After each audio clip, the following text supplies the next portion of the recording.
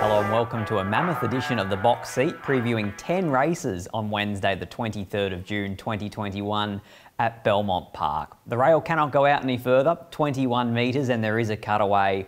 The track condition currently a soft 6 at time of recording, but hopefully improving to a soft 5 with no rain forecast for the rest of the week here in Perth. The conditions are fine, they're overcast. It's going to be relatively cold though, 17 degrees at Belmont on Wednesday. As we roll straight into race number 1, the Glenroy Chaff Plate, the first of two-year-old races, and we're going to watch the electrifying 400-metre jump out of Knight's Mystery. Fairly even line away too. Showing speed is Knight's Mystery toward the inside, is going to lead Final Authority. Just off them Secret Deploy, and wider out is Celavaci. Then comes Data Rich Girl well back with the Velvet Queen and Nitronic. Well down the straight though, and it's Knight's Mystery careering away. An impressive performance. Knight's Mystery scores by 3 lengths. No doubt the tactics are going to be fairly simple here for Mitch Pateman, who trains and rides this 2-year-old on debut Knight's Mystery. As we saw there in the 400-metre jump out, it's going to be jump and it's going to be run. The inside draw helps, should be in front for a long way and likely to be hard in the market and no doubt hard to beat. I'm going to, however, side with the race experience and the race form of the filly Vranyo.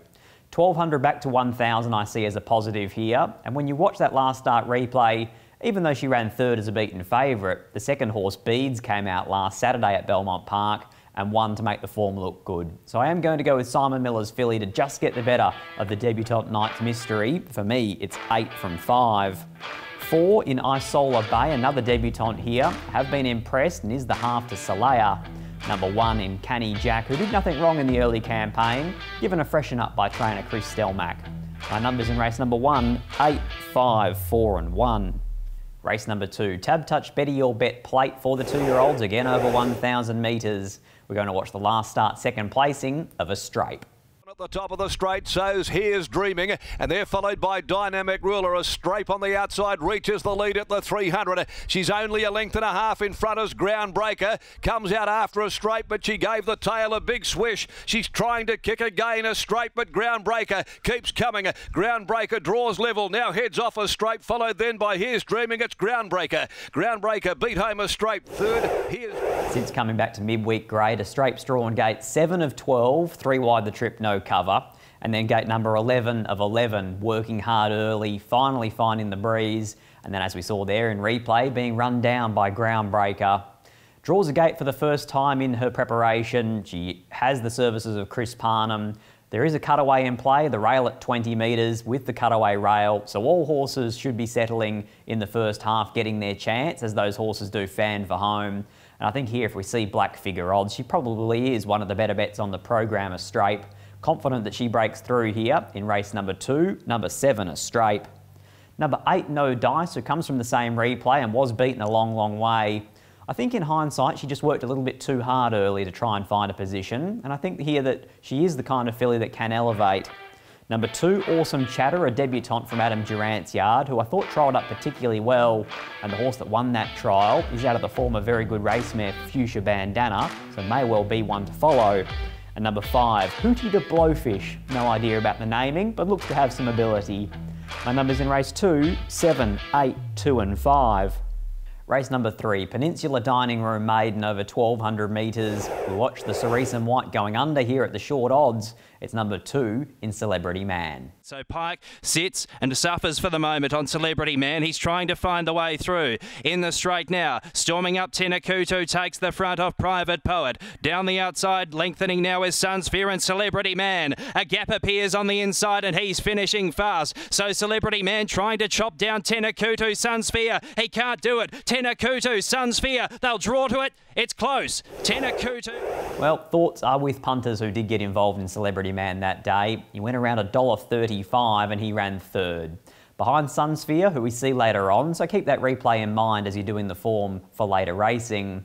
Behind Tenakutu, who toyed with them up at Kalgoorlie, and also beating home Free Solo, who we see later on and was an impressive winner at the provincials since. So the form is good for Celebrity Man. He comes from 1,400 back to 1,200 metres. He has the winkers added to race gear. And if you can just settle maybe in a nice enough position, 1 out, 2 back midfield with cover. He should be getting the job done, but we have said that before on the box seat, so do proceed with caution. I'm tipping number 2, Celebrity Man. Number 5, Steals the Deal. Definitely a horse that does have some upside here. Does a lot wrong, races very greenly, but he's undeniably talented. He's shown it at the trials. He's yet to put it together on race day, but I have marked him as the danger. Number 1, Choice Bid. Chris Parnham should take him straight to the front, and he should be there for a fair way. And number 10, Next Best, Hot Blooded, a filly of Lulucciani's who has the blinkers put on. She's also a 2-year-old taking on the older horses, so brings some alternate form. My numbers in race number 3, 2, 5, 1 and 10. Race number 4, Amelia Park Maiden over 1200 metres. I was pretty impressed with this as a finishing performance. It's right down the outside. The horse's name is Stylax. Them all about 9 off the lead with 3:50 to go. Saigon Sizzler the first into the straight, leading 1.5 now, wings away. Here's the Fibonacci into the clear. Memorable Miss saves ground along the rail. Vicinity further out, a Shinka View over towards the inside and Buster Bash, but it's Saigon Sizzler at the 100. 2 lengths clear. Memorable Miss gets to second, but Saigon Sizzler's going to lead all the way. Cyclone Sizzler 1.5, Memorable Miss, wings away. I was pretty impressed with that replay there. Came right down the outside Stylax, and while beaten 4 lengths into 5th, ran one of the better final 600s for not just the race but the entire meeting. Drawn a much better gate here, can settle a lot closer, and has the blinkers on for the first time. We've seen the yard of Fred Kersley ticking along really well recently. Guard the Safer winner, Bandolier a Boa winner, Skeeter a winner as well. So I do think that the yard's going well. Joey Azzopardi's riding well, and if he can reproduce that same turn of foot, I think Stylax is going well. So we're probably going to get just each way, around the $5 mark, and that'll be good enough for me. I'm going to have a play here with number 4, Stylax. Number 7, Take Me Home Tonight. Definitely a dangerous filly this. Justin Warwick's yard, Paul Harvey to ride, drawn an inside gate, and the lead up for grabs. Number 8, Just Peachy, who's going to get back and run on, just as she did last start. Number 3, Comanche Chant, who definitely comes out of a stronger race behind How's the Serenity, and hopefully gets a much better run from gate number 7. My numbers in race number 4, 4, 7, 8 and 3. Race number 5, Byron Bay Premium Lager Handicap, a Class 1 event. We're going to go and watch one of the better trials I've seen recently. That's of Real Charisma down at Lark Hill. Improving. Heels are plenty, now splits the 2. Back on the inside, Irritable Rodney with Hot Mix. Tracking up behind them, London Miss. To the outside comes Palaver and also Angelique's Fame. The widest, Casa Rosada. Prince Devoutly leads narrowly. Collared though by Real Charisma, finishing the stronger. Then Heels are plenty, Irritable Rodney. Real Charisma doing best close to the line, and Real Charisma scores. I cannot speak highly enough of this trial. I was super impressed. No headgear on, and she is a filly who wears blinkers. William Pike settled her just off the leader in Prince Devoutly. And to put it in perspective, he's a horse that's had 7 starts and won 3 races. So he's a very talented type, Prince Devoutly. Real Charisma sat just off him, came to the outside, and I thought very stylishly went straight past him. Comes into a Class 1 here and might be one of those Cerise and White fillies who's on the upward trajectory and can go from strength to strength this campaign. I'm going to mark her down as the best bet on the program on Wednesday the 23rd. I think Real Charisma returns a winner, number 4. Number 6, Western Rhythm, particularly well placed into a Class 1. Did most of her racing when last in work in 58 plus West Speed Platinum Racing or 60 plus Graduation Company. Number 5, Satin Black. Sat closer last start, didn't quite finish off. She's drawn a gate here with the cutaway rail in play where Sean McGrady can have her wherever he wants in running. And number 2, Black Lightning, resuming here off a long absence from the racetrack. Drawn the inside gate, either leads or box seats, and there doesn't look to be a whole lot of speed. But for me, the best bet on the program comes up in race number 5. My numbers 4, 6, 5 and 2. Race number 6, Key Clean Handicap, again a Class 1 1300 metre event. We're going to go to Northam and watch the very gritty performance when wide the trip, when victorious in a maiden of Gold Merits. it right. Crescent City still well off them at the top of the home straight. They went past the 400. Traverne led the way. The stablemate Gold Merit's called upon by Romilly on the outside of Zach Loves to Fly in the middle. And they've come away. Zach Loves to Fly, Gold Merit's. They drop off Traverne. 2 or 3 lengths. Do it right. On the outside, Gold Merit's reaches the lead now from Zach Loves to Fly. They went to the 100. Gold Merit's the leader. Zach Loves to Fly rallies Crescent City, finishing full of running on the inside late. But Gold Merit's won it narrowly. Gold Merit. Hard not to be impressed there with Gold Merit's effort. It's at 3 wide from gate number 6 for about the last 1,000 metres. Beat Zach Loves to Fly, subsequent maiden winner. Beat Crescent City, subsequent maiden winner. So all the form around Gold Merit's is holding up and can definitely be more than competitive here. I'm going to tip Gold Merit's for second because I think that the filly Go Bella's awfully well placed by Steph Bakranich. The blinkers went on for the last start at the end of the previous campaign. They come straight back off again. A recent trial winner, a 3-year-old No Metro Win midweek winner over both Sun and No Surrender, who are Saturday graduation winners against the older horses. So all the form is there on the board for Go Bella, and if she's anywhere above a $4 quote, I'll definitely be involved financially with number 1, Go Bella. Number 3, Gold Merit's definitely a danger off that last start effort. In fact, her last 2 have been excellent. Number 4, Perfect Gem, not getting a lot of luck at the moment, but likely to get back. And number 5, Sketter, last start maiden victor, 3 back the fence with the cutaway, not a bad place to be. My numbers in race number 6, 1, 3, 4, 5. Race number 7, so the Crown Towers handicap, again, Class 1 1300, this time for the boys. We're going to watch the first up performance of Come a Little Bit Closer. Got the leader well within its sights and about to be tested, as so is Captain Burglar. It peels off to the outside. Comanche Chant coming the widest of them, then Come a Little Bit Closer. But How's the Serenity, now clicked up by Watson at the 200 and boots away How's the Serenity and has got them done. All interest in minor placings. How's the Serenity. Holly Watson opens up her Belmont Park account, wins it by 2 1/4. Gee, a great... Good, honest effort there, I thought, from Come a Little Bit Closer. Eventually got the nod in that very narrow photo for second, but beaten a fair way by a handy filly in How's the Serenity. Should be thereabouts in this grade, no doubt, but I just wonder where William Pike gets to from such a tricky draw. There is a good amount of speed in this race, so hopefully it allows those horses back in the field to get into it, one of them being number 4 at his return, Sentimental Hero. No blinkers in a recent trial, blinkers on for race day. A 3-kilo claimer to pull a little bit of weight off him. A lightly raced 3-year-old who hopefully has a bit to show here. Going again on what I hope to be the each way, number 4, Sentimental Hero. Number 1, Empire Reign. Danny Morton no doubt frustrated with this horse. No luck first up, no luck second up, no luck third up. Hopefully here 4th up from the good draw, we see the best of Empire Reign. Number 3, Come a Little Bit Closer, but for that really awkward draw. And number 2, Bo Zoom, who again comes back in grade, but I just don't know which Bo Zoom's going to turn up. My numbers in race number 7, 4, 1, 3, 2. Race number 8, Mrs. Max handicap for the stayers at 2200. This was a seriously good win last start. I love the way that she burst through the gaps late.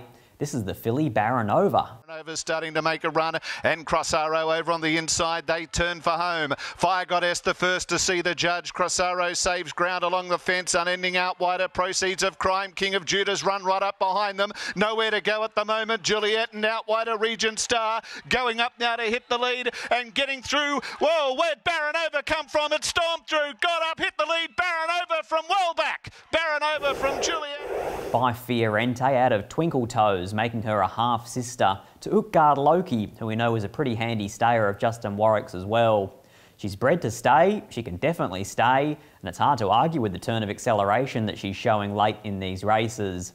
She's drawn gate number 1, so she's going to be back and on the fence, cluttered away in traffic. But there is that get out of jail free card for Jade McNaught that she can pull from the top pocket turning for home. It's called the Cutaway Rail, and I'm expecting her to definitely measure up in this. I am, however, going to go for a mare who I know will be out of traffic problems. She'll be out in front, and her name is Aragain. She comes from a very strong form reference race, behind Black Shadow, behind Blackwater Bay, behind Born to Try. I think it can definitely hold up here, and I'm going to mark her down on top. Number 4, Aragain. Number 6, the filly from the replay, Baranova. Number 7, getting out and trip in Miss Dominican. and number 9 next best, and that's Shawadi Wadi. Forgive the last start effort in the Northern Traders. I actually thought the previous 2 were very good. My numbers in race number 8, 4, 6, 7 and 9. Race number 9, All Flag Signs and Banners handicap over 1700 metres. This was a very tough performance. Watch him get headed and then fight back on the inside in Lex and Shirley Piper's orange colours. It's Ella Fella. Halo in pursuit, then 2 lengths to Taxi. Rebel Heart starts to let down on the outside of Man of the Hour. Rock This Country also finishing on at the 200. He draws the whip on Ella Fella. Alma Halo, Rebel Heart have got to them out there towards the middle of the track with Rock This Country. It's Rebel Heart, Alma Halo. Ella Fella's coming again under the vigour of Pike. Alma Halo, Ella Fella comes back off the canvas. Ella Fella. Ella will win. I thought that was the win of a horse who's just starting to work out what it's all about. Clearly headed, I thought, on the outside by Alma Halo, then fought back under the vigour of William Pike to nab victory on the line. And I thought he was extending again once they went past the post. Only an extra 50 metres here to 1700, but the astute Lindsay Smithyard takes the blinkers off, hopefully to get him just to settle a little bit more in the middle stages. He's a type of horse that's proven in wet going. He's the kind of horse that can do it at both ends. He's the kind of horse that I'm going to follow for a little while now. Number 1, Ella Fella. Number 3, Trader Min. No luck last start for Kate Southam. She was back in traffic, she was ducking and weaving. She eventually got through and I thought he hit the line full of running. Number 6, Free Solo, coming out of an arrogant maiden victory. And number 7, Sunsphere, who we saw earlier on victorious in replay when we did preview Celebrity Man. My numbers in race number 9, 1, 3, 6 and 7. Race number 10, Coolridge Handicap, again over 1700. We go back 7 days ago, watch a very dominant performance. This is the victory of Said No One Ever. Now pulls out and is being put into the contest here at the top of the straight. It's coming quickly. Flying Target led them at the 300 from Said No One Ever. Yeah, bravo. Then Pretty Friar and Alay, who's under the Persuader, battling away. Then Shake the Bloom, Piccola Senora, wide out coming from the back of the field, but Said No One Ever with 100 metres to go, accelerated away from them. Said No One Ever draws clear from Pretty Friar, Alay, but Said No One Ever absolutely blew them. Chris Parnham, Danny Morton combining yet again with Said No One Ever. The replay only 7 days ago from last Wednesday was so dominant. It was in sizzling time as well, and if he can reproduce that rating, he's going to take a lot of beating in this field. There's no doubt about that. I imagine he'll open up somewhere between $2.50 and $3, and he's going to be very hard in the market. I think he's going to be well supported throughout betting, considering that the overall race time was almost 6 lengths faster than Class 3 average. So he looks the one here in the last, Said No One Ever, number 2. Number 4, Bollinger Boy, coming out of Saturday Racing. He's the kind of horse that probably does need every inch of 1700 to wind up through his gears. Number 6, Street Fair, who was a dominant last start victor. Chris Parnham elects to ride Said No One Ever, so it's a wonderful pickup ride for Sean McGruddy. Number 3, Cuban Twist, if she can come out running, she should be able to find the front. My numbers in race number 10 on a mammoth midweek program, 2, 4, 6 and 3. Best bets on the box seat for Wednesday the 23rd of June 2021. Going with a pair of shorties on a pretty tough program. I think they're both around even money, so maybe $4 the double's the way we'll play. It's race 2, number 7, the Filly Straight, into race 5, number 4, the Filly, Real Charisma. As always, free entry to Belmont Park throughout the entire winter racing program, and the feature on Saturday, the Strickland Stakes. Hopefully we get a nice day's weather and we can see you there.